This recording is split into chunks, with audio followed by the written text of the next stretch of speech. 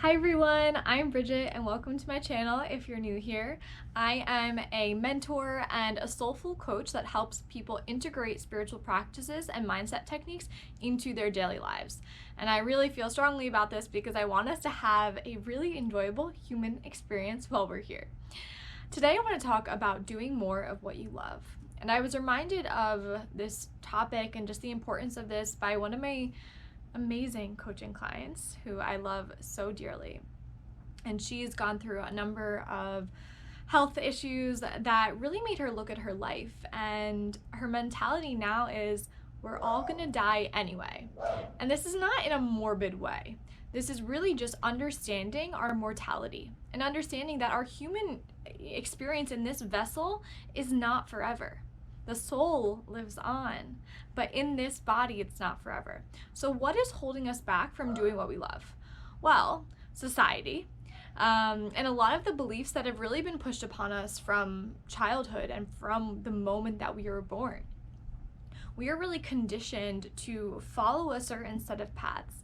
And if you move away from those paths, sometimes it can be very challenging and you can be looked down upon. But what is holding you back from doing what you really love?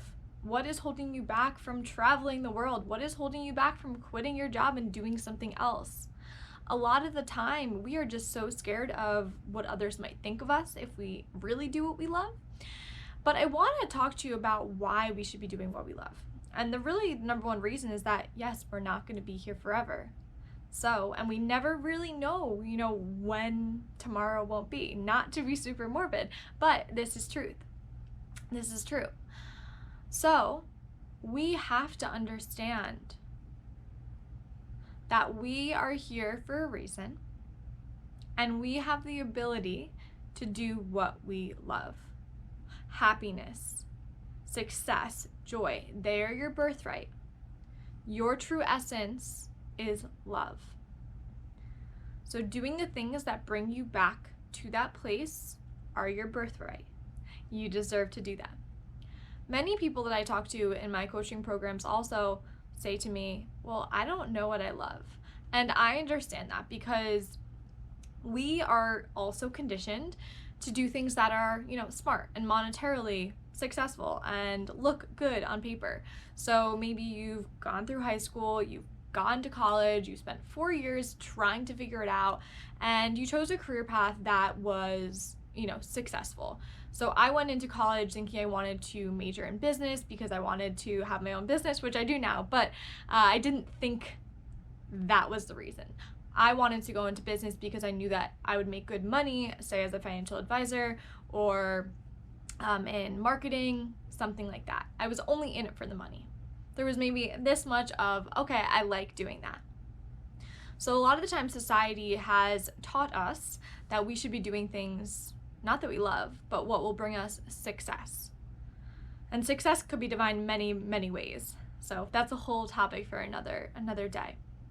But if you don't know what you love, I want you to go back to when you were a child. What were the things that you loved to do as a child? I'll give you an example.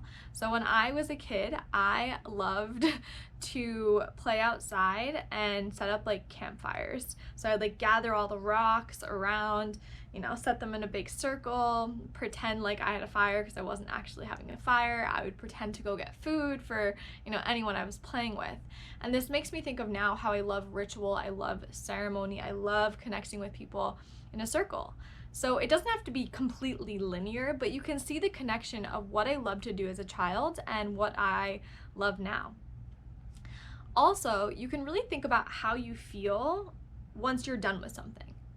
So say after you've had a really good workout, how do you feel? You feel on top of the world because you have pushed yourself. Start to notice the feeling afterwards. After I get off a coaching call with one of my clients, I am high on life. It is amazing, and I'm so excited because my clients are doing things that they want to be doing, and that makes me so, so happy.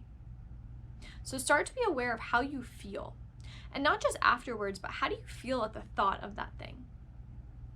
Because if you don't love the thought of that thing, why do you have to do it? Just because someone else said it? No, you don't have to do that. So this is your kind of permission, and this is my message to you to do more of what you love, because you deserve that. This is your birthright to do more of what you love. You deserve to wake up every single day and be excited that the sun is out and that you get to explore and experience life in the way that you want to explore and experience life. You deserve this. This is your birthright. Do more of what you love. Let me know in the comments what you love to do. I might add a couple things of what I like to do in the notes below. If you want to connect with me, I love sharing my life on Instagram at blissfulbridget. I hope to connect with you there soon. Sending you all my love and light and gratitude and well wishes to you all. Satnam Namaste.